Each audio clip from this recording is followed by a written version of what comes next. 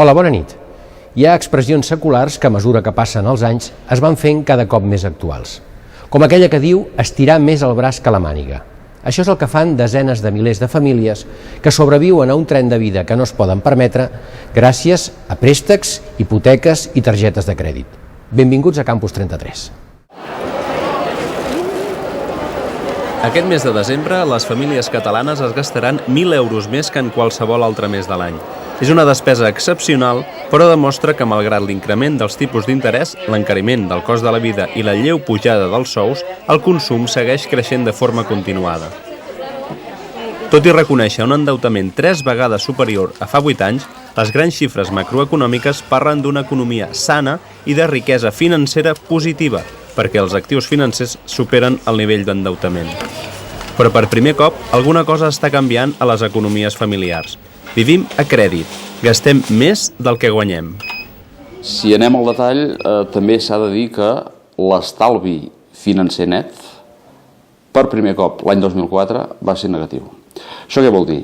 Això vol dir que si agafem els ingressos per família, li restem el consum corrent en béns usuals i li restem els béns, el que costa la hipoteca, ens trobem amb un saldo negatiu, que vol dir que finalment acabem pagant algunes de les compres amb targeta de crèdit, cosa que no havia passat abans, va passar per primer cop l'any 2004, i les estimacions per al 2005 serien que aquest estalvi negatiu ja arribés a l'1% del PIB. Això, per tant, ja es correspon més amb la percepció global que contesten les mateixes famílies quan se les enquesta, que diuen, més de la meitat d'elles, que tenen certes dificultats per arribar a final de mes i, concretament, un 23% constaten que tenen moltes o forces dificultats per arribar a final de mes. Els motius d'aquesta situació semblen bastant clars: l'adquisició d'habitatge i el consum imparable. En el primer cas, cal remarcar que a l'estat espanyol el 90% de ciutadans viuen en una casa pròpia. D'aquests, el 15% té segona residència. Aquesta voluntat de propietat i el fenomen de l'especulació immobiliària i les hipoteques a mida han provocat que la vivenda suposi gairebé el 40% de la despesa familiar. Pel que fa al consum, segueix creixent any rere any. Tot i que els estudiosos consideren que la situació encara no és dramàtica, sí que fan una reflexió sobre el model econòmic i social en què vivim. Fixeu-vos què ens diuen els economistes. Ens diuen el consum es comporta bé. I què vol dir això? Que hem fet grans cues al supermercat, que hem provocat grans embussos a les carreteres, que hem passat un cap de setmana fent moltes coses, fent treure fum de la visa, i llavors arriba el diumenge al vespre, ens pensem, ha estat un cap de setmana feliç? De moment el que tenim és la depressió de que l'endemà, dilluns, jornada laboral terrible i estem tots molt deprimits. Ens hauríem de començar a pensar si aquestes pautes de consum i aquest model social és el que més ens convé, el que més ens interessa socialment, personalment, i fins i tot pensar si tot això és sostenible des d'un punt de vista ambiental i sostenible des d'un punt de vista social. Jo potser voldria fer encara la reflexió que la macroeconomia ni és massa sensible als problemes dels joves, ni és massa sostenible si no comença a plantejar-se algun objectiu que vagi més enllà del creixement indefinit. El creixement indefinit és insostenible per qüestions ambientals i, per tant, potser s'hauria de començar a plantejar objectius que fins ara no estan contemplats des del punt de vista de l'ortodòxia. La pròpia comptabilitat de la nacional no té en compte criteris ecològics per valorar la riquesa dels països i molt menys per valorar la riquesa de la gent. Per tant, faci com jo, jove, no es fiï gaire dels economistes. Al darrere de la coneguda fórmula "hi havia una vegada", amb què solen començar els contes a casa nostra, s'hi amaguen moltes consideracions de tipus literari, cultural o ideològic. Però, a més, els contes poden servir també com una eina diagnòstica, pedagògica o terapèutica. Desitjo que el meu príncep trobi el camí del castell. Es van enamorar a l'instant, però la Blancaneus tenia por que la reina els veiés... No és la primera vegada que li expliquen aquest conte i segurament tampoc no serà l'última. Potser, fins i tot, algun dia serà ella mateixa qui l'expliqui. Els contes tradicionals passen de generació en generació. Són històries que perviuen perquè, més enllà del sentit lúdic i literari, són eines pedagògiques que permeten ensenyar als infants com funciona el món. I això amb unes paraules simbòliques i artístiques i poètiques, t'ho estan dient, els contes que nosaltres expliquem sense saber que expliquem, però que transmetem una imatge, una informació que el nen, la nena, no sap que capta, però que capta, i que transmet de generació en generació. Per això els contes que ens han arribat fins ara estan molt plens de psicologia, o de pedagogia, o d'antropologia. Els contes mostren el món des del punt de vista dels nens. Recullen històries breus que passen en regnes imaginaris i que estan carregades de símbols. Cada personatge, cada color, cada objecte té un significat lligat a les experiències que els més petits han de viure en el món real. I una nena de 10 anys em va dir: tu t'agraden més dels contes, les bruixes o les fades? Jo vaig dir, igual. Aquella nena deia, no pot ser. Sí, perquè la teva mare, quan et crida a les 7 del matí per anar al col·legi, és fada o bruixa? Diu, bruixa. I quan fa fer els deures en comptes de jugar, és fada o bruixa? Bruixa. I al revés, quan organitza la teva festa d'aniversari perquè vinguis a celebrar amb les amigues, és fada o és bruixa? És fada. En la simbologia dels contes, les cases, les ciutats, les muralles, tot allò que implica protecció, fa referència a la figura de la mare. El pare, en canvi, es representa sovint com un arbre o un caçador. És la projecció. Els 4 músics de Bremen pugen un arbre. El burro a baix, el gos més amunt, el gat més amunt i el gall a dalt de tot. I des de dalt de tot veuen un llumet. Diu, allà hi ha una casa, potser que hi anem. I llavors se'n van cap a la casa que hi ha el llumet. I què veuen a dintre? Veuen uns lladres que s'estan atipant. Una casa plena de menjar. Què hem de pensar? Que els 4 músics de Bremen que surten de casa amb un intent molt lloable d'emancipació o d'autonomia es moren de por i els recull a fora el pare, que és un arbre, i els diu la mare és allà, el llumet. Tots cap allà. Llavors es troben que la casa està ocupada. És a dir, que la mare té la falda d'un germanet que li està donant aliment i afecte. Bona part dels contes giren a l'entorn de l'emancipació dels pares. Descriuen com els nens comencen a independitzar-se.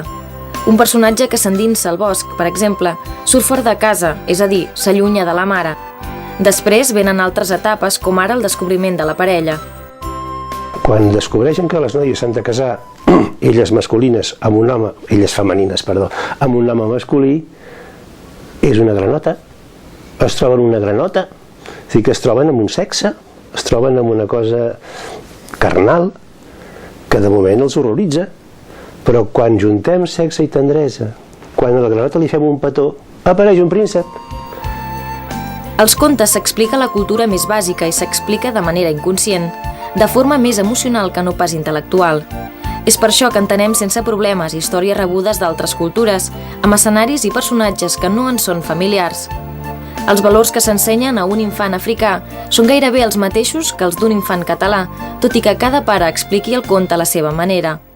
La Blancaneu té una mare dolça primer, la mare de la falda, té una mare dura després, la mare que la fa desprendre i la fa créixer, i quan es casa, pensem que casar vol dir obtenir casa.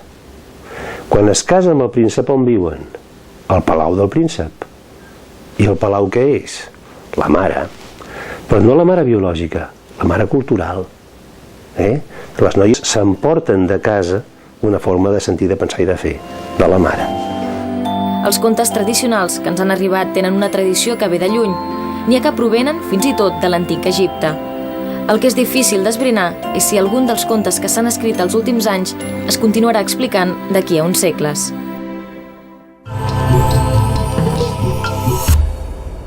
A la secció de llibres continuem parlant de contes. El primer que us presentarem és precisament de Lluís Folch i Soler, editat per la Universitat de Barcelona. L'autor hi fa una anàlisi psicopedagògica d'una mostra significativa de contes. El segon llibre, El passadís dels contes, és una obra col·lectiva, un recull de contes de 9 nenes de 10 anys, coordinat per Montserrat Rebollo i editat per la Universitat de Girona.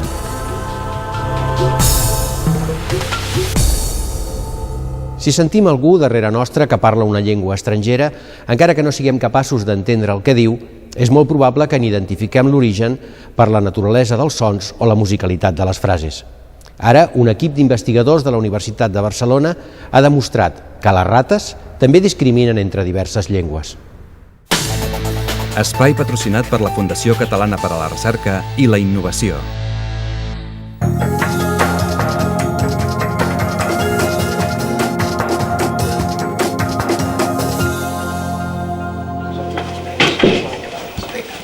Un equip d'investigadors de la Universitat de Barcelona ha demostrat que les rates poden distingir dues llengües. Fins fa ben poc, es pensava que aquesta capacitat era exclusiva dels humans i d'una altra espècie de primats, els micos tamarins. Però els científics del grup de recerca en neurociència cognitiva han afegit les rates a la llista. Han evidenciat que diferencien l'holandès i el japonès, dues llengües molt allunyades pel que fa sobretot al ritme i l'entonació. Els animals s'havien entrenat prèviament de manera que quan sentien una frase en un dels idiomes premien una palanca i a canvi obtenien un reforç, una recompensa que consistia en aigua dolça. Lo que esperàvem és que a lo llarg del temps, en diversos dies i en diversos assajos d'entrenament cada dia, que l'animal arribés a la conclusió de que dintre d'aquell grup de frases d'holandès existia alguna mena de ritme i dintre del grup de frases del japonès existia alguna altra mena de ritme diferent. Llavors es posava a prova amb frases noves, unes quantes frases noves que no havien sentit en l'entrenament de l'holandès i del japonès, i el que esperàvem és que quan l'animal sentís una frase de l'holandès, enfront d'aquella frase premés la palanca, encara que no obtingués reforç ja, perquè és una fase de prova, i en canvi quan sentís una frase que tenia ritme del japonès, que no premés la palanca. Aquesta és la reacció de la rata quan sent una frase en japonès. I aquesta altra correspon a l'holandès. Erwtensoep met worst is nog steeds een favoriete gerecht. Les rates són els primers mamífers no primats que demostren aquesta capacitat de diferenciació. Si les rates són capaces de trobar aquestes diferències entre llengües i no hi ha cap element fonètic amb intencionalitat comunicativa, vol dir que això no és, per suposat, específic d'espècie humana, però tampoc és específic del llenguatge. És una propietat de domini general. Els investigadors treballen en altres vies per confirmar els resultats de l'estudi i descartar la possibilitat que la resposta de les rates sigui fruit de l'entrenament. Per exemple, fer exposicions a frases d'un idioma, mantenint un determinat ritme, i que a la vegada la rata pugui executar la conducta de pressió de palanca, però que la resposta de pressió de palanca no sigui contingent, és a dir, no hi hagi relació amb els sons. Amb la qual cosa no hi ha entrenament discriminatiu, però sí que l'animal després de tota l'experiència amb aquell so, aquell ritme li pot donar un estat emocional agradable. Que després en la fase de test, quan comparem amb l'altra llengua, quan senti el ritme que abans li recordava el menjar, molt probablement donarà més resposta que l'altra llengua que no li recorda el menjar. Siguin quins siguin els resultats, les investigacions en diferents espècies són de molt interès per als estudis sobre el desenvolupament del llenguatge en humans. I aquí hi ha la llet. I acabem amb una entrevista amb l'arqueòloga valenciana Carmen Arànegui, amb qui hem parlat de la seva trajectòria professional i dels seus treballs actuals al jaciment de l'Ixus, al Marroc. Fins dilluns que ve.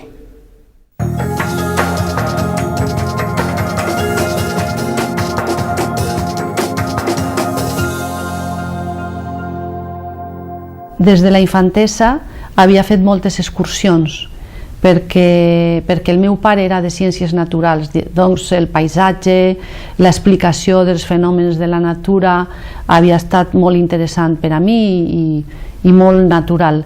I després va ser en la facultat quan vaig rebre classes del professor Tarradell, quan ell i la gent que tenia al voltant van suposar un món que vaig tenir ganes de continuar coneixent millor. L'arqueologia està en el títol d'història i, per tant, té una part de continguts teòrics i de pràctiques de laboratori que estan contemplats en aquest títol, però té una part de treball de camp que és molt difícil, que les universitats no tenen massa assumida, diria jo, no? El jaciment que estudiem es diu l'Ixus, està al costat de l'Aratxe, a 70 quilòmetres al sud de Tànger. La problemàtica que presenta és molt interessant, perquè és un punt que està dins del cercle de l'Estret de Gibraltar, és a dir, de la geografia on es van produir els encontres dels fenicis amb els pobles autòctons, tant en la ribera nord, que seria avui Andalusia, o el sud de Portugal, com en el Marroc. La metodologia que ens interessa a l'equip que treballem ara en l'Ixus és una metodologia ecològica, és a dir, hi ha que conèixer el paisatge, hi ha que conèixer els recursos de la regió i la tecnologia en la qual es fan servir aquests recursos. I tot això és més fàcil en una localitat que no té una ciutat moderna i que, d'altra banda, conserva dins de lo que és el medi ambient les característiques naturals. La manera d'ajustar el progrés econòmic i el patrimoni arqueològic és una qüestió de política. No és una qüestió solament jurídica, sinó política. Què es vol conservar, què es vol fer lisible per a la població, que pot quedar com testimoni. Totes aquestes qüestions són qüestions d'elaborar una política de patrimoni i hi ha grans problemes perquè hi ha grans interessos, no solament interessos econòmics sinó polítics. El col·leccionisme té els seus inicis en el Renaixement, té un gran desenvolupament en la il·lustració i jo crec que avui el col·leccionisme des del punt de vista cultural s'ha acabat. Quan el patrimoni en tots els països és un patrimoni comú de tots els ciutadans, no pot haver-hi un col·leccionisme cultural. Per tant, el col·leccionisme que existeix avui és un col·leccionisme de petites peces o de la circulació de peces d'antiquari i en molts casos també és el resultat de l'espoli, l'espoli directe o indirecte. Hi ha grans tràfics d'antiguitats, això dona per resultat un moviment econòmic i n'hi ha també el gust per reunir peces que poden tindre un preu elevat o donen un prestigi. Els meus estudiants, quan acaben, troben més o menys un lloc de treball. Són llocs de treball precaris i temporals. La solució és que el problema de la professionalització s'aplaça, però no es resol. Per tant, diguem-ne que hi ha una part dels que estudien arqueologia que troben una eixida a curt plaç, però diguem-ne la investigació té més problemes i la professionalització del tercer cicle, de la gent que té ja un títol de doctor, és molt, molt complicada i n'hi ha una eixida que no és massa alentadora, no? Això hi ha que dir-ho.